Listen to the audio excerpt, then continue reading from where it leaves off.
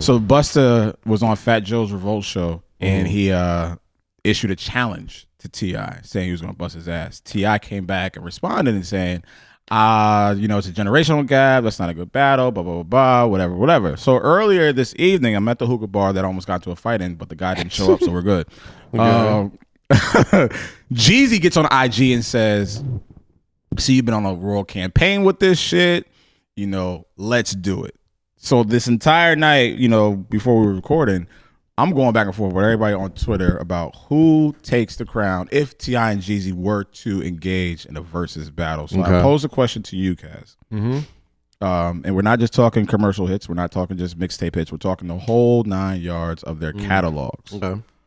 Where do you see this battle going between these two Atlanta and rap icons? Tip and Jeezy. Tip easy? Easy. Hey, you didn't have to think about that. Didn't even have to think about it. Did not have to think about it one time, bro. Really? T.I. called himself the king of the South. Yes. Okay. Nobody disagreed with him. Okay. Guess he the king of the South. Jeezy, also from the South. Can't go against the king. I mean, you're supposed to try to dethrone the king. But he never did. And he never will. He never will. Because here's the thing, man. Here's the thing. And I love Jeezy records. Right. I feel like me, you, and Cam always have this conversation. We do. Because we washed. And this is what we talk about. This is a wash rap dude conversation. So all my fellow brothers in the rinse cycle, gather around. Engage. Yeah. Come to the table. So Tip and Jeezy, man. Tip has he never had a real down period. After Paper Trail, he did. No, in his active. Oh, his heyday. When he was active. You know what I mean? I feel like right after he got out of jail and he was doing Family Hustle and, the extracurriculars. Other stuff. Extracurriculars. I don't think people put enough stock into his music, even though the music he was making was still good. Yeah. It was just that Tip's at this other level now. You know what I mean? Right. So people enjoyed the music, but they didn't. I don't think they really dug into it like we dug into trap music, and Urban Legend, and King, and because you can argue that then he's going to jail. You can argue that Tip is one of the was one of, if not the creator of trap. Yeah, he started the trap museum. Yeah, exactly. He started trap museum. He's Pharrell called him the Jay-Z of the South 15 years ago, and for a long time that was hella true. It's still kind of hella true. You know what I mean? As far as people from down south, but Tip is. I love Jeezy records here and there, but here and there. Jeezy got I love sushi here and there. No, here's the thing, man. You love Jeezy records here and there, nigga.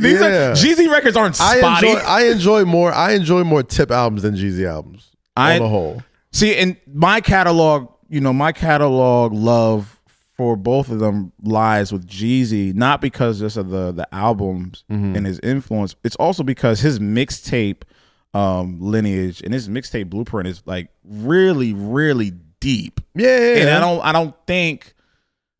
I don't know, does T.I.'s mixtape catalog alone match up with Jeezy's? And I don't know if they can play, or if they will play these. Yeah, I mean, I'm sure. Listen, there's a different entry point for Jeezy than I have. I feel like T.I. had some solid mixtape moments, but I don't think Jeezy's. And I say this with every versus battle all the time.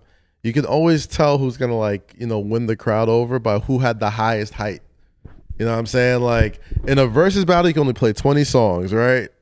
And the person, even if you don't have, if we're not going to judge you on your entire catalog. Yeah. We're judging you on those 20 records. 20 records you play for us. And at that time, right? Which is what I think gets lost when we have these debates. Which gets lost because some people be like, "Oh, that's a good battle," because career for career, T.I. and Jeezy, that makes sense. Probably makes sense, but T.I.'s height was way higher than Jeezy's height. See, okay, we look at Paper Trail, which is one of my least favorite albums from T.I. Okay. And people were, fact checking me tonight on Twitter. Okay. That's his best selling album. I think it had 2 #1 hits. It went 2 times platinum. It's his highest selling his highest selling project to date. Right. So if we're strictly going by the numbers, yes. Right. Paper Trail, least favorite creative project from T.I. The numbers will shift towards T.I. Now, if we're talking about influence, if we're talking about movements, collaborations, mixtapes, if we're just talking about the overall landscape of these 2 artists, for me, and I didn't even go to school in Atlanta, but I had a lot of niggas in Atlanta, I had family in Atlanta.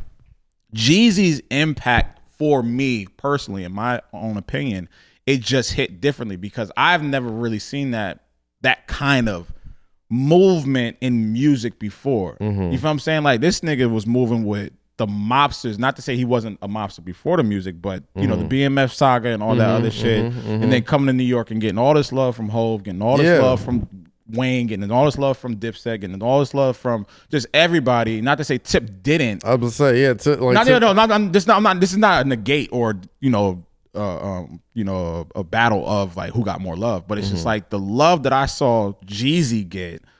I was like, who the fuck is this nigga? The snowman shirts getting banned in schools. Like, it's like, yo, what? I'm like, what is this? Like, what is it was that's just me though, not saying everybody else. I'm gonna tell you this. Me. I'm gonna tell you this. The reason why I saw myself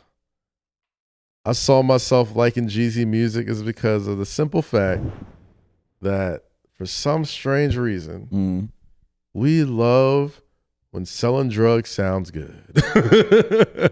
For some reason, if you can make selling drugs sound fun, sound adventurous, sound like something I would do if I got down to my last dollar. I used to cut the kitchen lights, cockroaches everywhere. Now I see the kitchen lights, marble floors everywhere. Bro, all right. These are the artists.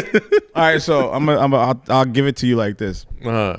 I think like selling drugs or listening to coke. Why do we love hearing drug raps? Listen. Have you ever sold drugs in your life? I've never sold drugs in my life. Never sold drugs. Never even got close. Like I've lived I didn't know what the plug was until I started listening to music. Listen, I lived a pretty good childhood. I'm not gonna hold you.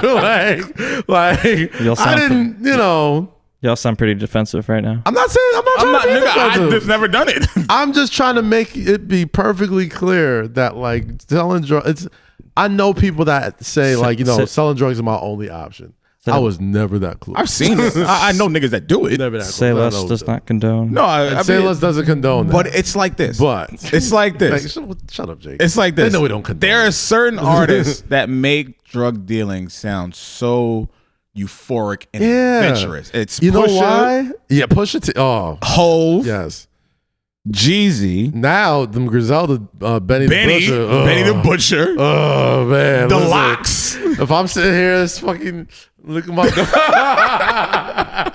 I'm like, I don't know what it does. I see people do it on TV. Like, bro, right. I'm listening to Benny the Butcher. I'm listening to Benny the Butcher. Like, damn, maybe I